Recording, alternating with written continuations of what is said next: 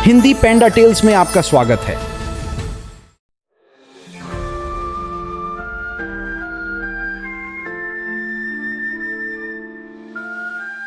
एक दिन वे चारों बायहू रिज के एक निर्जन पथ पर चल रहे थे। तांग सांजांग ने अपने हाथ में धर्म ग्रंथ को पकड़ा हुआ था। उनके कदम स्थिर थे और उनका चेहरा गंभीरता को दर्शा रहा था। सुन वुकोंग समूह के सबसे आगे चल रहे थे। उनकी आंखें सतर्कता से चारों ओर देख रही थी और उन्होंने अपनी स्वर्णिम छड़ी को मजबूती से पकड़ा हुआ था। झू बाजी सुस्ती से पीछे चल रहे थे, कभी कभी अपने पेट को रगड़ते हुए। शाह वुजिंग चुपचाप पीछे पीछे चलते रहे, सारा सामान उठाए हुए। शिष्यों, यह बायहू रिज सच में सूना है। यहाँ न तो पक्षी हैं और न ही जानवर। यहाँ पर जरूर कोई दानव ऊर्जा है। गुरु, मैं इतना भूखा हूँ कि अब चल भी नहीं सकता। ये जगह इतनी वीरान है, यहाँ कुछ भी खाने को नहीं है। दूसरे भाई का कहना सही है गुरु, हम काफी समय से चल रहे हैं और हमें कहीं रुककर आराम करना चाहिए और कुछ खाना चाहिए ताकि हमारी ताकत फिर से वापस आ सके। बाजी, खाने के बारे में सोचना बंद करो। यह जगह दानव ऊर्जा से भरी हुई है। यह एक सुरक्षित जगह नहीं लगती। हमें सावधानी बरतनी चाहिए और यहाँ ज्यादा देर नहीं रुकना चाहिए। वुकोंग, भले ही यहाँ दानव ऊर्जा भारी है, पर बुद्ध की करुणा की कोई सीमा नहीं है। हमें हिंसा के विचारों के साथ जल्दबाजी से काम नहीं लेना चाहिए। बड़े भाई, आप बहुत सख्त हो रहे हैं। अगर यह जगह वीरान भी है तो यहाँ उतने दानव नहीं हो सकते जितना आप सोच रहे हैं। मुझे लगता है कि हमें सच में कहीं रुककर आराम करना चाहिए। गुरु और मैं दोनों भूखे हैं। मूर्ख, तुम हमेशा खाने के बारे में सोचते हो। जब असली दानव आएगा तो शायद तुम सबसे पहले उसके खाने की सूची में हो।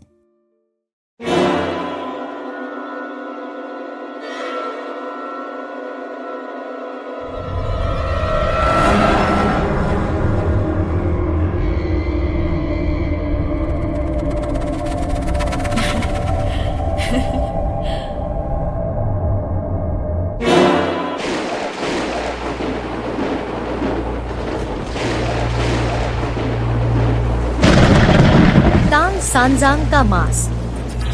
अगर मैं उसका मांस खा लूं तो मुझे अमरत्व प्राप्त हो जाएगा। आज ये नश्वर मेरे शिकंजे से नहीं बच पाएंगे।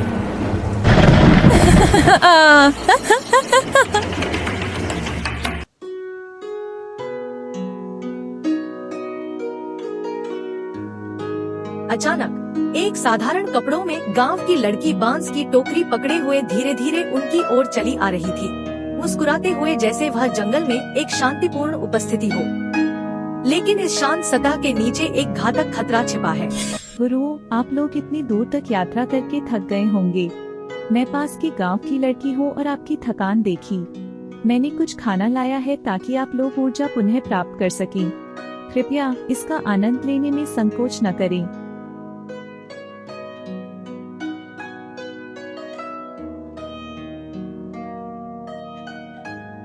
गुरु, गुरु, आज तो हमारी किस्मत खुल गई। देखिए, ये खाना कितना स्वादिष्ट लग रहा है। किसी दयालु व्यक्ति ने हमारे लिए दावत लेकर आई है।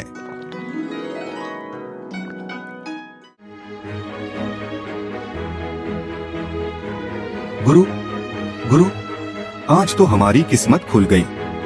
देखिए, ये खाना कितना स्वादिष्ट लग रहा है। किसी दयालु व्यक्ति ने हमारे लिए दावत लेकर आई है। वुकोंग, बदतमीजी मत करो। यह औरत हमारे लिए दिल से खाना लाई है। तुम कैसे उसे दानव का आरोप लगा सकते हो? बड़े भाई, तुम बहुत ज्यादा संदेही हो। मैं भूखा हूँ और यह खाना बहुत अच्छा लग रहा है। तुम इसे दानव कैसे कह सकते हो? यह सही नहीं है। मूर्ख, तुम मुझ पर विश्वास नहीं करते हो, है ना? मेरी आंखें कभी गलत नहीं होती। यह औरत एक दानव है और आज मैं उसका असली रूप दिखाऊंगा।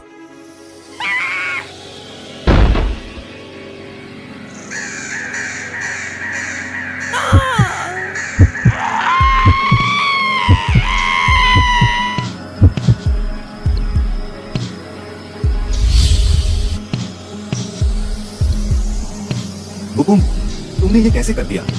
वह बस एक दयालु गांव की लड़की थी और तुमने उसे बिना दया के मार डाला। तुम बहुत क्रूर हो। शुक्र है कि बड़े भाई ने उसे रोका, नहीं तो मैं दानव के जाल में फंस गया होता। लेकिन एक दानव इंसान जैसा कैसे दिख सकता है? गुरु, यह दानवों की चाल है। हड्डियों को देखिए और किस सबूत की जरूरत है? मेरे बिना हम सब उसका भोजन बन चुके होते। अमिताभ, वुकुंग, भले ही तुमने हमें बचा लिया हो, बुद्ध हमें करुणा का पाठ पढ़ाते हैं। हमें हिंसा का सहारा नहीं लेना चाहिए। हमारा लक्ष्य ग्रंथों को पाना है, दानवों से लड़ना नहीं। इसे याद रखना।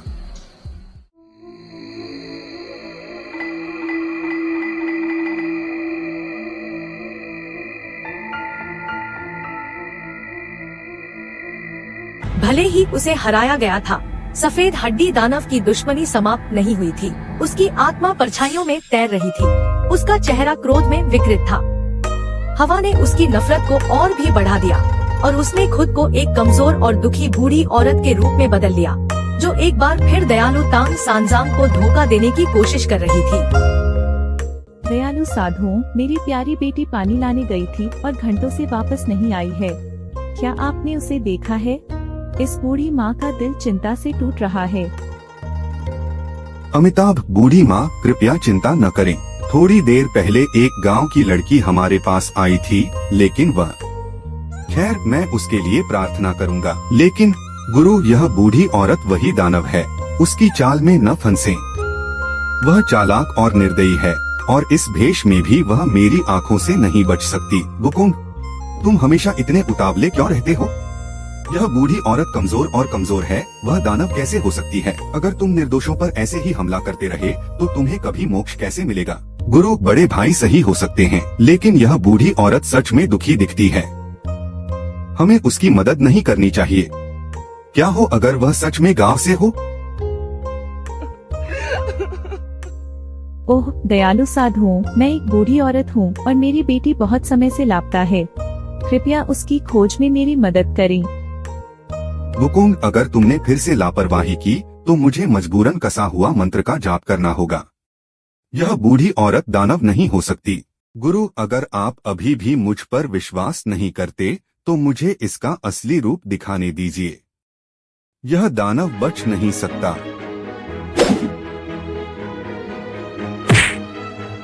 No!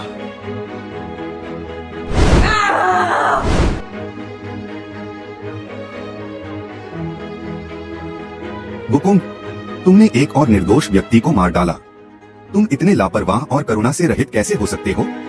वह बस एक बूढ़ी औरत थी और तुमने उसे बेरहमी से मार डाला। गुरु, यह दानव अत्यंत धोखेबाज है। वह आपको फिर से छलने की कोशिश कर रहा था। हड्डियों को देखिए, यही उसका असली रूप था। अगर मैंने कार्रवाई नहीं की होती तो हम सब अब तक मर चुके होते। गुरु, बड़े भाई शायद इस बार सही हो सकते हैं। यह दानव वाकई में विश्वास दिलाने में कुशल था। मुझे भी यकीन हो गया था, लेकिन मुझे अभी भी भूख लगी है। वुकुंग, भले ही तुम गलत न हो, बुद्ध के उपदेश करुणा पर जोर देते हैं। हमें जल्दबाजी में हिंसा का सहारा नहीं लेना चाहिए। अगर तुमने ऐसा दोबारा किया तो मुझे तुम्हें सजा देने पर मजबूर होना पड़ेगा।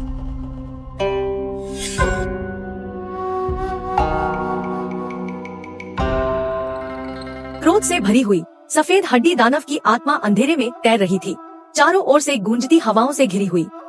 उसने एक नई योजना बनाई और सफेद बालों वाले एक बूढ़े आदमी में बदल गई, जो एक रोता हुआ बच्चा लेकर धीरे धीरे तांग सांजांग और उनके शिष्यों की ओर बढ़ने लगी।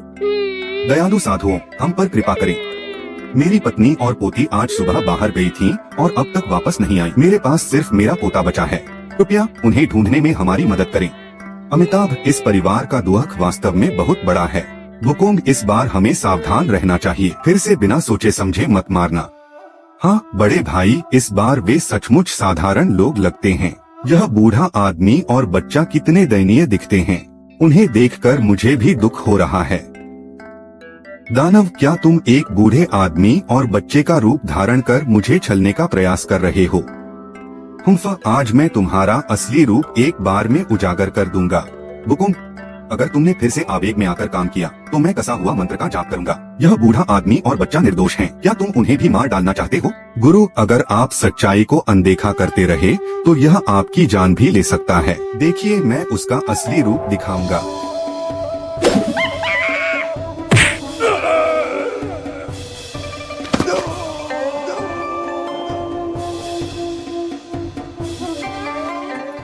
वुकुंग, यह सच में एक दानव था।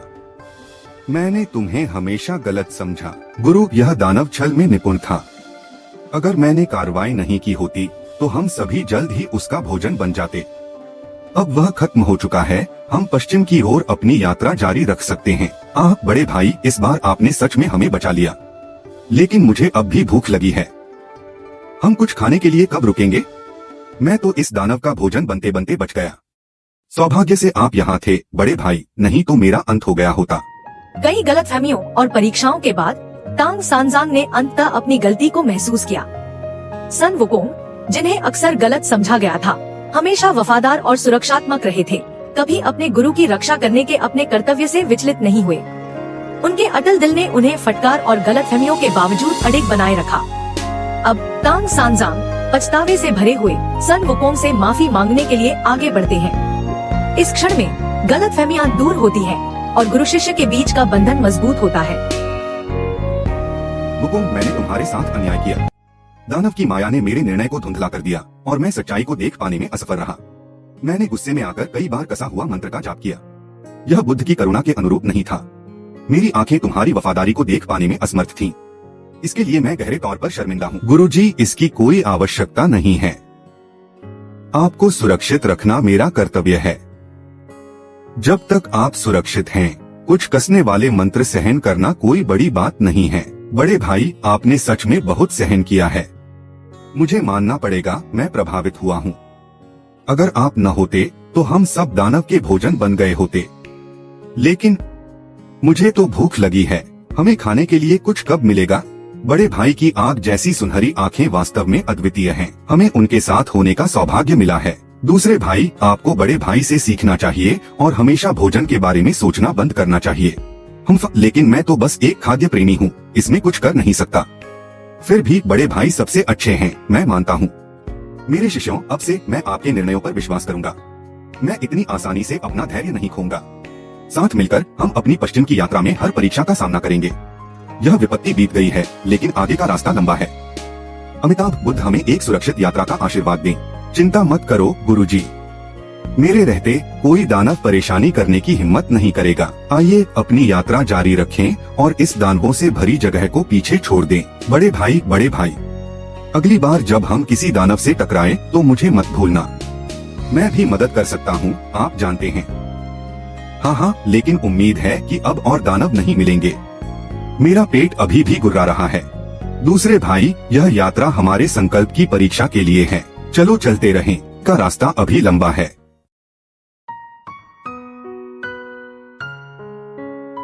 उनकी यात्रा खतरों से भरी रही है। हर मोड़ पर दानव घात लगाए बैठे थे। फिर भी चाहे दानव कितने भी चालाक क्यों न हो, सच्चे विश्वास और वफादारी की शक्ति हमेशा विजयी होती है। तांग सांजांग और उनके शिष्य अपनी पश्चिम की यात्रा जारी रखते हैं। भले ही रास्ता कठिन हो, उनके मिशन में उनका अटल विश्वास बरकरार है।